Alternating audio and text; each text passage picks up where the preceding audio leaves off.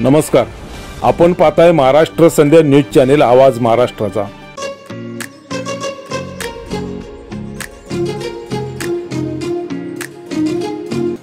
नमस्कार, जय भीम। बातमी आहे ॲडव्होकेट BC तथा बापूसाहेब कांबळे यांच्या 105व्या जन्मदिनानिमित्त। ॲडव्होकेट BC तथा बापूसाहेब कांबळे यांच्या 105व्या जन्मदिनानिमित्त सोमवार दिनांक 15/7/2024 रोजी सायंकाळी 5 वाजता जाहीर अभिवादन सभेचे आयोजन करण्यात आले आहे। Pooja cooperative housing society room number 1 sector 7 Kanda colony नवीन पनवेल या ठिकाणी ही अभिवादन सभा होणार आहे। Advocate BC Kamble Republican party of India आणि सध्याची भारतातील राजकीय परिस्थिती या विषयावर परिसंवादाचं आयोजन करण्यात आलं असून अनेक मान्यवर या परिसंवादाला उपस्थित राहणार आहेत। HB Jadhav secretary RPI Kamble यांनी ही माहिती दिली। बाबासाहेब आंबेडकर यांच्या चळवळीतील अनमोल हिरा बापूसाहेब चंद्रसेन कांबळे तथा BC कांबळे हा लेख 15 जुलै जन्मदिनानिमित्त HB Jadhav secretary RPI Kamble यांनी लिहिला आहे।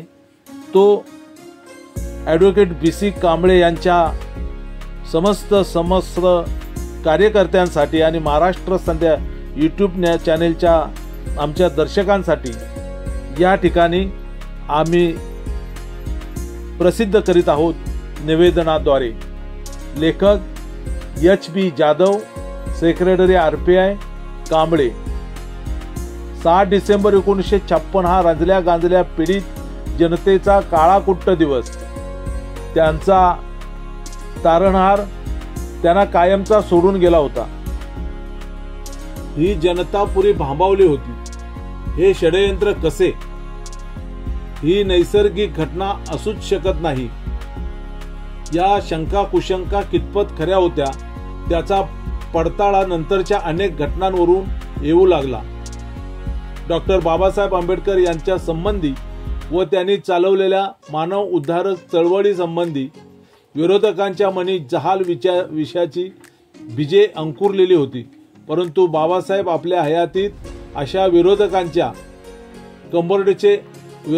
कंबरडेच मोडून काढीत। त्यामुळे विरोधक हताश झालेले होते, पण कसेही करून बाबासाहेबांची चळवळ मोडीत काढायची असा जणू चंगज विरोधकांनी बांधला होता। त्यासाठी त्यांचे षडयंत्र रचण्याचे कार्य चालूच होते। षडयंत्रात आखण्यात घरभेदींची आवश्यकता भासते, तेव्हा विरोधकांनी असे घरभेदी शोधण्याचा प्रयत्न केला। आश्चर्याची तसेच दुर्दैवाची गोष्ट अशी की पासणीला पुरणार नाहीत इतके घरभेदी त्यांना सापडले। या षडयंत्राचा पहिला भाग म्हणजे डॉक्टर बाबासाहेब आंबेडकर यांचा संशयास्पद मृत्यू। षडयंत्राचा हा पहिला भाग अत्यंत महत्त्वाचा होता। त्यात विरोधक यशस्वी झाले होते। षडयंत्राच्या दुसऱ्या भागात कोणतीही अडसर आता राहिला नव्हता, त्यामुळे त्यांच्या पुढील कारवाईचा मार्ग अगदी सुकर झाला होता। जिवंतपणे छळ आणि मेल्यानंतर पूजा या हिंदुत्व नीतीचा त्यांनी अवलंब केला। वक्तव्यात आणि लिखाणात असा गोडवा निर्माण केला की विरोधकांना बाबासाहेबांचे आणि त्यांच्या कार्याचे महत्त्व कळले आहे असे बाबासाहेबांच्या अनुयायांना वाटावे।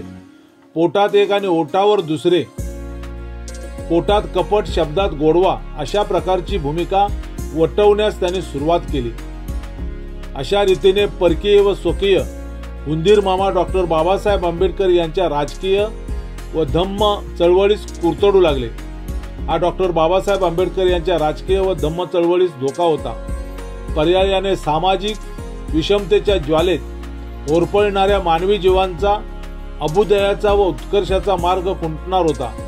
हा धोक्याचा पुरता बंदोबस्त करण्यासाठी त्यावेळी डॉक्टर बाबासाहेब आंबेडकर यांचा एक निष्ठावंत चेला पुढे सरसावला। त्यांच्या या धारिष्ठाला खरोखरच तोड नाही। ते धारिष्ठ जर का त्यावेळी या चेल्याने केले नसते तर ज्यांचा डॉक्टर बाबासाहेब आंबेडकर यांच्या तत्वज्ञानाशी आणि सिद्धांताचे कवडीचा संबंध नाही असे जे पुढारी स्वतःला राष्ट्रीय नेते म्हणून मिरवत आहेत त्यांना तसे मिरवता आले असते का? हा निष्ठावंत चेला म्हणजे बापूसाहेब चंद्रसेन कांबळे तथा ॲडव्होकेट BC कांबळे. 15 जुलै हा ॲडव्होकेट BC कांबळे यांचा जन्मदिवस. ॲडव्होकेट BC कांबळे हे केव्हाही प्रसिद्धीच्या मागे लागले नाहीत. आपण अंगीकारलेले कार्य पार पाडणे हीच खरी प्रसिद्धी असे ते मानत. आजकाल आपला वाढदिवस लोकांच्या नजरेत भरावा म्हणून गल्ली बोळातील पुढारी सुद्धा आपल्या फोटोसहित मोठे मोठे कटआउट सर्वत्र लावतात. टीव्ही चॅनेलवर जाहिरातबाजी करतात. पण बापूसाहेब कांबळे आपल्या वाढदिवसाला विशेष महत्त्व देत नसत. खालील उदाहरणावरून त्याची प्रचिती येईल. सन 1994 साली त्यांचा 75वा वाढदिवस होता. त्यावेळी कार्यकर्त्यांनी असा विचार केला की या निमित्ताने बापूसाहेबांना 75,000 रुपयाची थैली अर्पण करावी. हा मानस जेव्हा कार्यकर्त्यांनी बापूसाहेब कांबळे यांच्या समोर प्रकट केला त्यावेळी बापूसाहेबांनी खालील आशयाचे उद्गार काढले. डॉक्टर बाबासाहेब आंबेडकर यांच्या चळवळीतील गंडांतर अजून कोठे दूर झाले आहे. बौद्धांना परत अस्पृश्य बनवण्याचे कारस्थान चालू आहे. अशा वेळी मी माझा सत्कार आणि तोही माझ्या वाढदिवशी मला योग्य वाटत नाही. अजून मजकडून सत्कार करण्यासारखे कार्य झालेले नाही. 13 एप्रिल 1991 रोजी बिल टच साप्ताहिकात आदरणीय बापूसाहेब कांबळे यांची जी मुलाखत छापून आली आहे त्यातील काही ठराविक उतारे येथे देत आहोत. त्यावरून निष्ठावंत नेत्याची आणि हिऱ्याची उपमा किती समर्पक आहे याचा पडताळा वाचकांना येऊ शकेल. बापूसाहेब कांबळे त्या मुलाखतीत म्हणतात, बाबासाहेबांना मी प्रथम पाहिले त्यावेळी मी मराठी 4थीत शिकत होतो. पूर्वीच्या सातारा जिल्ह्यात व सध्याच्या सांगली जिल्ह्यातील इस्लामपूर तालुक्यातील पेठ या गावी त्यांची जाहीर सभा होती. रात्रभर बैलगाड्या हाकून आजूबाजूच्या खेड्यातील माणसे पेठच्या जाहीर सभेला आली होती. त्यामध्ये मी एक छोटा विद्यार्थी माझ्या नातलगांसमोर गेलो होतो. त्यावेळी मी बाबासाहेबांना दुरूनच पाहिले. ऐन तारुण्यातील त्यांचे ते दर्शन अजूनही आठवते. शुभ्र मलमलचे धोतर, पिवळा सिल्कचा सोगळा म्हणजेच झब्बा वजा शर्ट, हातात काटे असा त्यांचा साधा परंतु आकर्षक पोशाख होता. त्यांचे भाषणही मी दुरून गर्दीतून ऐकले. बाबासाहेब आंबेडकर यांची माझी पहिली भेट झाल्यानंतर त्यांच्या तेजस्वी व्यक्तिमत्वाचा, अथांग ज्ञानाचा, त्यांच्या नीतिमान चारित्र्याचा व साधने नसतानाही अनेक अडचणी सोसून त्यांनी चालवलेल्या अभूतपूर्व चळवळीचा जो परिणाम माझ्यावर झाला तो ते हयात असताना जसा झाला तसाच त्यांच्या महापरिनिर्वाणानंतर आज पावतो सतत वाढत्या प्रमाणात झाला. त्यामुळेच माझ्या मनाला कधीही पक्षांतर भावनेचा स्वप्नातही साधा स्पर्श होऊ शकला नाही. भारतातील निरनिराळ्या पक्षाची, पुढाऱ्यांची, कार्यकर्त्यांची पक्षांतराच्या भूकंपामध्ये मोडतोड, परत मोड झाले आहे. मात्र यातून तावून सुलाखून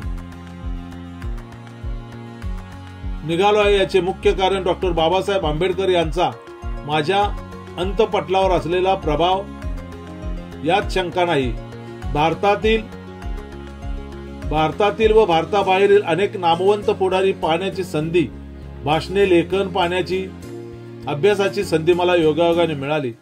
भारतातील नेते महात्मा गांधी, बॅरिस्टर जिना, बॅरिस्टर सावरकर, जवाहरलाल नेहरू, सुभाषचंद्र बोस, मानवेंद्रनाथ रॉय, जयप्रकाश नारायण, डॉक्टर लोहिया, त्याचप्रमाणे भारताबाहेरील नेत्यात रशियाचे क्रुन्व्हेन व बुल्गानिन, क्रोसिजिन, अमेरिकेचे यायसेन हॉवर, इंग्लंडचे अनुरिन, बेल्विन इत्यादी नामवंतांचा उल्लेख करावयास हरकत नाही. परंतु यापैकी कुणीही माझ्या मनावरील बाबासाहेब आंबेडकरांनी उमटवलेला प्रभाव किंचितही कमी करू शकलेले नाहीत.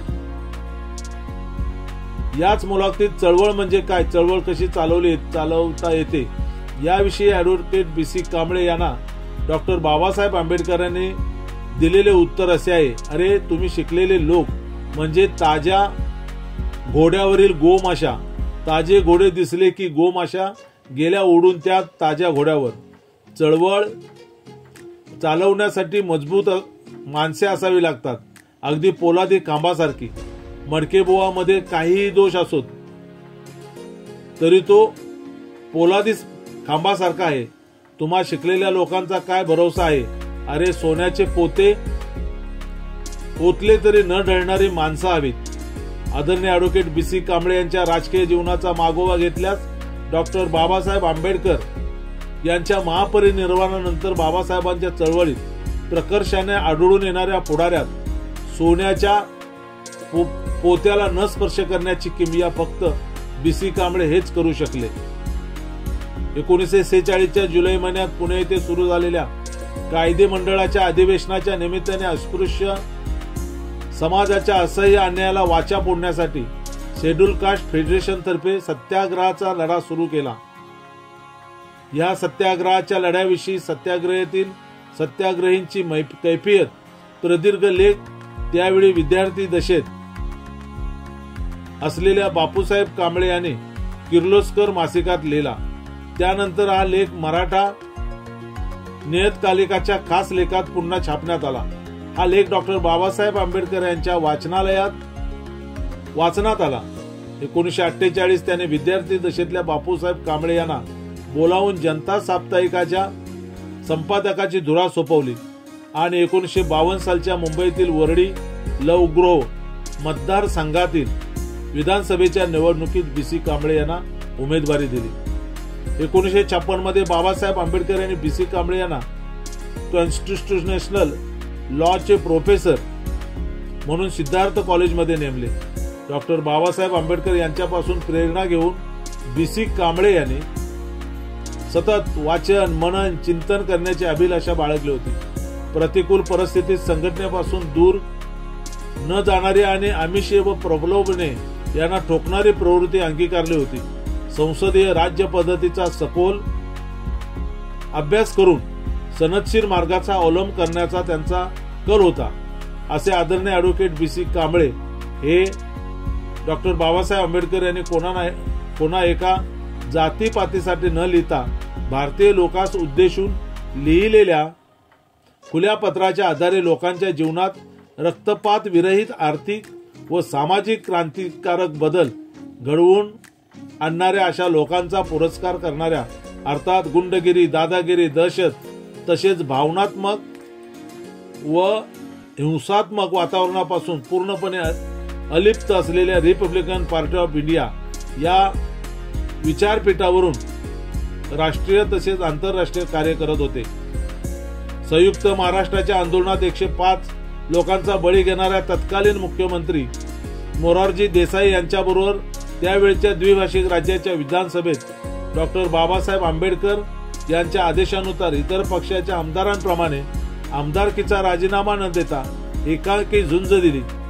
या एकांकी झुंजेची नोंद महाराष्ट्राचा इतिहास लिहिणाऱ्यांना घ्यावीच लागणार आहे. एक ज्येष्ठ पत्रकार दिवंगत दिनू रणदिवे यांनी 3/9/1988 मुंबई सकाळमध्ये BC कांबळे यांची विधानसभेतील ऐतिहासिक लढत हा लेख महाराष्ट्र विधानसभेच्या सुवर्ण महोत्सव निमित्ताने लिहिला होता. 15 मे ते 31 मार्च 2089 च्या आपली मुंबई या पाक्षिकात मृण्मयी सोनावणे यांचा हुतात्मा चौका संबंधी एक लेख प्रसिद्ध झालेला आहे. त्या लेखात आदरणीय बापूसाहेब कांबळे यांची मोरारजीबाई बरोबर झालेल्या खडाजंगीचा वृत्तांत दिलेला आहे आणि म्हटले आहे, ॲडव्होकेट बापूसाहेब कांबळे यांच्याच प्रश्नामुळे हुतात्म्यांच्या बलिदानाचे स्वरूप जगासमोर आले. ज्यावेळी देशात घटनात्मक पेचप्रसंग निर्माण झाले त्यावेळी त्यावर तोडगा दाखवण्यासाठी घटनात्मक लेखन केले.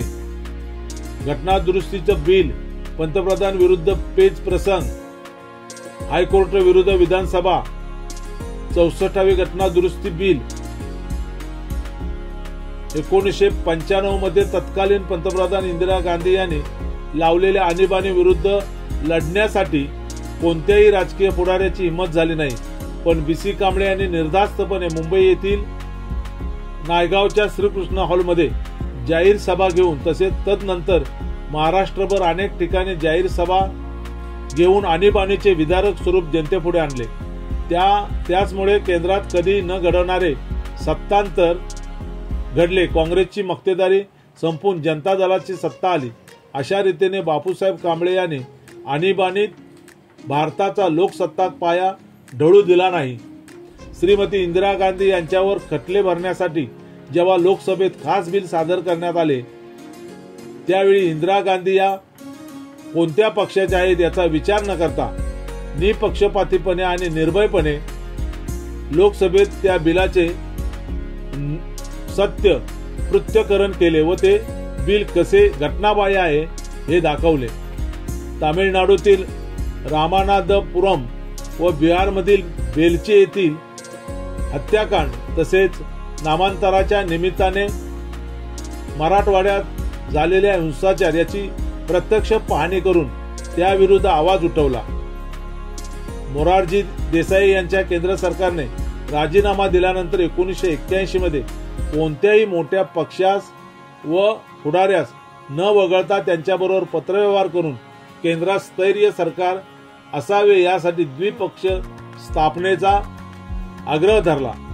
सन 1992 साली सुप्रीम कोर्टाच्या 9 न्यायाधीशांपुढे मंडल कमिशन बाबत जे वंचित आहेत व ज्यांना प्रतिनिधित्व नाही अशांना आरक्षण का असू नये असा प्रदीर्घ युक्तिवाद मांडला.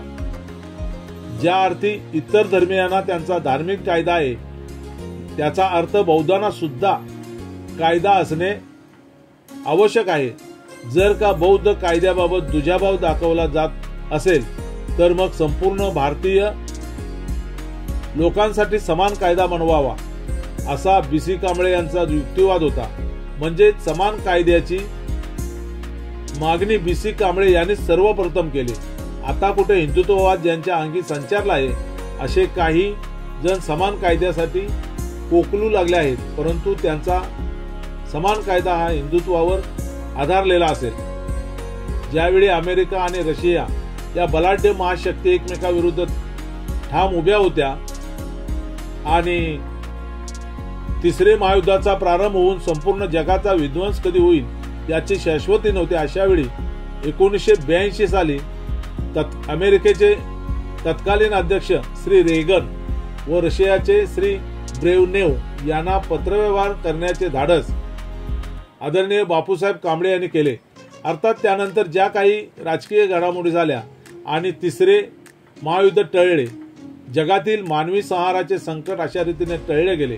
कदाचित आदरणीय बापूसाहेब कांबळे यांनी केलेल्या पत्रव्यवहाराचा परिणाम घडला असावा हे म्हणणे अतिशयोक्तीचे ठरणार नाही.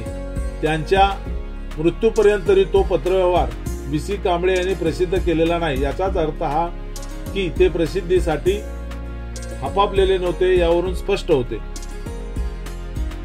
आतापर्यंत बीसी कांबळे यांनी 40 पुस्तके लिहिली आहेत.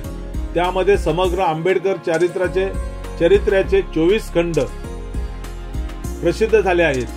या चरित्रखंडात जानेवारी 1987च्या युग प्रबोधन या मासिकात विजय सोनावणे यांचा ऐतिहासिक दस्तऐवज हा परीक्षणात्मक लेख प्रसिद्ध झालेला आहे. त्या लेखात विजय सोनावणे म्हणतात, ॲडव्होकेट बीसी कांबळे लिखित समग्र आंबेडकर चरित्र वाचकांची बौद्धिक पातळी उंचावणारे आणि उपेक्षित समाजाच्या मुक्ती लढ्याचे यथार्थ चित्रण असून वाट चुकलेल्या कार्यकर्त्यांना आणि साहित्यिकांना मार्गदर्शन ठरेल असे आहे. ॲडव्होकेट बीसी कांबळे यांच्या संपूर्ण निकालाची नोंद दिल्लीच्या नेहरू केंद्राने घेतलेली आहे. सन 1995 साली जे रिपब्लिकन ऐक्य झाले त्यासाठी ॲडव्होकेट बीसी कांबळे यांनी त्यावेळीच्या त्यांच्या कार्यकर्त्यांच्या सहकार्याने दिनांक 26/9/1995 पासून अत्यंत मनोभावे, आदराने, आस्थेने, आपुलकीने जिव्हाळ्याने, आत्मीयतेने आणि विशेषतः बंधुत्वाच्या नात्याने कळकळीचे व तळमळीचे, अत्यंत चिकाटीचे योजनाबद्ध प्रयत्न केले. अनेकांच्या त्यांनी स्वतः गाठीभेटी घेतल्या. त्यावेळी त्यांनी स्वतःचा मान सन्मान पाहिला नाही, परंतु ज्यावेळी ऐक्य घडले त्यावेळी मात्र प्रसिद्धी माध्यमांनी जनतेच्या रेट्यामुळे ऐक्य घडले अशी प्रसिद्धी दिली. आदरणीय बापूसाहेब कांबळे यांनी या व्यक्तीचे एकीचे श्रेय स्वतःकडे न घेता जनतेला देण्याचे ठरवले होते. त्यामुळे या एकीचा प्रवर्तक मीच आहे असा गवगवा करण्याचे शेवटपर्यंत टाळले. अशा मोठ्या मनाचा, मोठ्या दिलाचा इतर नेता सापडू शकेल का? दुर्दैव इतकेच की ते ऐक्य पुन्हा विस्कळीत झाले. ते ऐक्य टिकावे म्हणून त्यांनी एप्रिल 1999 डॉक्टर बाबासाहेब आंबेडकर यांनी भारतीय लोकांस उद्देशून लिहिलेल्या खुल्या पत्रावर आधारित रिपब्लिकन पार्टी ऑफ इंडिया या पक्षाचे ऐक्यच का ही पुस्तिका प्रसिद्ध केली. या पुस्तिकेत ऐक्यच का याचे महत्व पटवून देताना बापूसाहेब म्हणतात, भारताला वाचवण्यासाठी, समाजाला वाचवण्यासाठी आणि डॉक्टर बाबासाहेब आंबेडकर यांच्या अभूतपूर्व चळवळीला वाचवण्यासाठी आपल्या एकीची नितांत आवश्यकता आहे. एकीने तुम्ही वाचाल, भारत वाचेल, मानव वाचेल असाच कार्यक्रम आखता येईल. मात्र एकी संपल्यास आपण वाचणार नाही, भारत वाचणार नाही की मानवही वाचणार नाही असे एकीचे महत्व आहे. परंतु खेदाने असे म्हणावे लागत आहे की सोन्याच्या पोत्याकडे आकर्षित होणारे चिरीमिरी पुढारी खरे म्हणजे पुढारी संज्ञेस पात्र आहेत का? व अशा पुढाऱ्यांचे नेतृत्व मानणारी जनता यांना या ऐक्याचे महत्व कळेनासे झाले आहे. सन 1994 साली रिपब्लिकन पार्टी ऑफ इंडियाच्या ऐक्यानंतर ॲडव्होकेट BC कांबळे यांनी प्रसिद्ध केलेल्या वेळापत्रकात त्यांची रिपब्लिकन पार्टी ऑफ इंडियावर असलेली शास्त्रोक्त आणि तर्कशुद्ध अढळ अतूट श्रद्धा आढळून येते. बापूसाहेब त्या परिपत्रकात म्हणतात, भारताला आज एकमेव कशाची जरुरी असेल आणि भारतात संभाव्य रक्तपाताच्या धोक्यातून बचावायचे असेल तर भारतास खराखुरा लोकसत्ताक बनवणे असून तिसरे कोणतेही गत्यंतर नाही. भारत खराखुरा लोकसत्ताक बनला नाही तर भारताचा भविष्यकाळ संपलेला आहे. नावाप्रमाणे व कृतीने भारतास खराखुरा कोण बनवू शकेल? रिपब्लिकन पार्टी ऑफ इंडिया होय. इतर कोणत्याही पक्षापेक्षा आज भारतास रिपब्लिकन पार्टी ऑफ इंडियाची अत्यंत जरुरी आहे. भारत खराखुरा लोकसत्ताक बनल्यास सर्व भारतीयांचे कल्याण होईल आणि भारत सुरक्षित होईल, जगात अग्रेसर बनेल. परंतु भारत खराखुरा लोकसत्ताक बनला नाही आणि तो लोकसत्ताकाशिवाय दुसरे काहीतरी बनला तर भारतात सर्वनाशापासून कुणीही वाचवू शकणार नाही. चित्रलेखा साप्ताहिकामध्ये माणसं या सदराखाली बाळ देशपांडे यांनी बाबासाहेबांचा जिवंत अनुयायी या शीर्षकाचा लेख लिहिला आहे. या लेखात बाळ देशपांडे यांनी बापूसाहेब कांबळे यांच्या बाबतीत म्हटले आहे की बाबासाहेबांची विचारप्रणाली पूर्णपणे अंगीकारलेले ते एकमेव नेते आहेत. दिनांक 9 जुलै 1994 रोजी दैनिक लोकसत्तामध्ये बापूसाहेब कांबळे यांच्या 75व्या वाढदिवसानिमित्त प्रसिद्ध झालेल्या लेखात प्रकाश खरात म्हणतात, BC कांबळे डॉक्टर बाबासाहेबांचे निष्ठावंत शिष्य, परंतु बाबासाहेब आंबेडकरांकडे ते विभूती पूजेच्या दृष्टिकोनातून बघत नाहीत. प्रदीर्घ व्यासंगातून बाबासाहेबांचे तत्वज्ञान त्यांनी आत्मसात करण्याचा प्रयत्न केला आहे. डॉक्टर बाबासाहेब आंबेडकरांच्या तत्वज्ञानाशी व चळवळीशी असलेले त्यांचे इमान 52 काशी सोन्यासारखे आहे. बाबासाहेबांनी घेतलेल्या भूमिका भारताच्या एकात्मतेला पूरक ठरल्या हे बीसीनी त्यांच्या लेखातून सिद्ध केले आहे. त्याचप्रमाणे डॉक्टर बाबासाहेब आंबेडकरांचं तत्वज्ञान विश्व मानवालाही कवेत घेण्या इतपत सर्वसमावेशक आहे असे बापूसाहेबांचं मत आहे. पत्रकार अनंतराव पाटील यांचाही आंबेडकरी चळवळीचे भविष्य काय हा लेख बापूसाहेब कांबळे यांच्या 75व्या वाढदिवसानिमित्त 18 जुलै 1994 महाराष्ट्र टाइम्स मध्ये प्रसिद्ध झालेला आहे. त्या लेखात आनंदराव पाटील म्हणतात, डॉक्टर बाबासाहेब आंबेडकर यांचे भाषण यांचे आपण शिष्य आहोत, अनुयायी आहोत असे सांगणारे गेल्या 30-35 वर्षात खूप जण भेटले.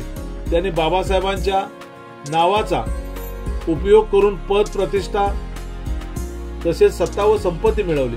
तथापि बाबासाहेबांच्या कार्याचा व तत्वज्ञानाचा प्रचार प्रसार करण्याबाबत खूपच अनास्था दाखवली. जे काही अपवाद आहेत त्यात ॲडव्होकेट BC कांबळे हे उठून दिसणारे आहेत. बापूसाहेबांनी 75व्या वर्षात पदार्पण केल्याचे समाधान वाटत आहे. या प्रसिद्धी पराडमुख विचारवंताला बाबासाहेबांचा पश्य शिष्य म्हटलं तर अतिशयोक्ती होणार नाही. बापूसाहेब चंद्रसेन कांबळे यांनी ज्ञानाचा आणि सेवेचा मार्ग अनुसरला. बाबासाहेबांच्या विचाराच्या आणि कार्याची ध्वजा खांद्यावर घेऊन महाराष्ट्रभर संचार केला. बाबासाहेब आंबेडकरांच्या पत्त्यात प्रबोधनाचे मोलाचे कार्य केले. सत्ता आणि संपत्तीपासून बापूसाहेब दूर राहिले आणि लेखणीच्या व वाणीच्या द्वारे त्यांनी बाबासाहेबांचा, आंबेडकरवादाचा आणि बौद्ध धर्माच्या तत्वज्ञानाचा सर्वत्र प्रचार केला. त्याने आपल्या निष्ठेचा टेंबा मिरवला नाही की सौदा केला नाही. प्रवाह पतित न होता त्याने आपले कार्य जोमाने चालू ठेवले आणि परिस्थितीवर मात करीत वयाची 75वी गाठली. कांबळे यांच्यासारखा आदर्श जपणाऱ्या व्यक्ती राजकारणात दुर्मिळ झाल्या आहेत आणि रिपब्लिकन पक्षात तर अशा व्यक्ती वानवानच आढळून येत आहेत. पत्रकार या नात्याने बापूसाहेब यांना मी विधिमंडळात आणि संसदेत जवळून पाहिले आहे. अभ्यासू वृत्ती, वक्तृत्व आणि निर्भीडपणामुळे या दोन्ही ग्रहात ते चमकले. BC कांबळे यांनी बाबासाहेब आंबेडकरांचे चरित्र लिहून आंबेडकरी चळवळीला उजाळा देण्याचा प्रयत्न केला आहे. हे चरित्र बौद्धांपैकी, रिपब्लिकनांपैकी कितीही जणांनी वाचले आहे कुणास ठाऊक. त्याने बौद्धांची कैफियत मांडणारे पुस्तकही लिहिले आहे. बौद्ध धर्माच्या टीकाकारांना उत्तरही त्याने दिलेले आहे. ॲडव्होकेट BC तथा बापूसाहेब कांबळे यांना त्यांच्या जन्मदिनानिमित्त विनम्र अभिवादन. ॲडव्होकेट BC तथा बापूसाहेब कांबळे यांना त्यांच्या जन्मदिनानिमित्त विनम्र अभिवादन. अभिवादक लेखक HB Jadhav, secretary RPI Kamble. Doctor Babasaheb Ambedkar यांच्या चळवळीतील अनमोल हिरा बापूसाहेब चंद्रसेन कांबळे तथा BC कांबळे यांच्या जन्मदिनानिमित्त विनम्र अभिवादन. अभिवादक लेखक HB Jadhav, secretary RPI Kamble. तसेच बापूसाहेबांच्या पवित्र स्मृतीस महाराष्ट्र संध्या YouTube न्यूज चॅनेलच्या वतीने विनम्र अभिवादन आणि भावपूर्ण आदरांजली. नमस्कार. नमो बुद्धाय. जय भीम. नमस्कार. आपण पाहताय महाराष्ट्र संध्या न्यूज चॅनेल, आवाज महाराष्ट्राचा.